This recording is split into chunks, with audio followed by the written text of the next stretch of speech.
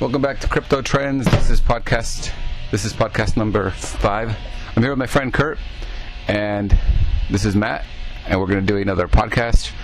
And we're just talking about cryptocurrency in general. We'll figure out the topic as we go along.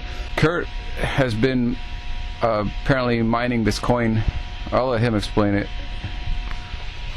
Alright, so I don't even know how to pronounce it properly, but it's Trezarcoin. They're like, pretty sure they're the only one doing it right now. It's 70% mining and 30% proof of share, which makes it pretty interesting. It's going off the NeoScript algorithm, which is fairly popular. Right now it's just really cheap and easy to mine. So, how are you mining that exactly? Are you using your computer or something else? So, I mean, there's YouTube videos everywhere. Some of them are kind of trashy, but you take a motherboard. You have to buy these PCI risers, which are made by a third party, and you just use all your PCI Express slots to put a bunch of GPUs in there, and you run a script. Okay, yeah, I'm familiar with the risers. It's just like a web. Damn man. Anyways, I know what it is. I'm pretty sure the general public knows what the riser is. How many do you know? Can you tell like the brand and how many of the GPUs you're running?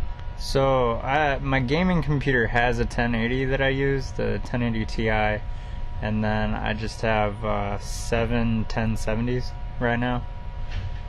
It's just kind of a small, modest one. 7 1070s? Yeah. Holy shit. That's like $5,000, I think, or something like that. I mean, depending on where you get them and everything, they're about $400 a piece normally, but I was able to pick them off from certain vendors for $350 and $300. So. And this rig is like up and running, no problems, or? The only one is the motherboard I bought had a bad PCI Express slot, so that one's running off my gaming computer right now. But 6 of them are good. So you have a motherboard with 7 PCIe slots, PCI Express. So it's one of the older Asus ones, the Z170 and the Z270. Naturally has 6, and then there's a little expansion slot. If you get the right card, you can put 2 more on the motherboard, so you can run up to 8 off one motherboard. Well, that's awesome. So, do you know roughly how many coins with that setup you could mine in a day or anything like that? So depending on the difficulty of the coin, so like the Trezarcoin, I'm mining about 450, 500 a day, give or take, and that's only off of 5 of the 170s. The other 270s and the 1080 I use I'm using the NiceHash algorithm, or it's just an application you can download. I've heard of it. Yeah, it just converts everything to Bitcoin. It's not as productive as just getting some of the other miners, but I already had like $15 saved up before I really knew anything about the other miners. So I just figured I'd finish out until the first payment and then move over to probably mining Feathercoin. So are you holding your Trezarcoins, or are you automatically putting them all into Bitcoin?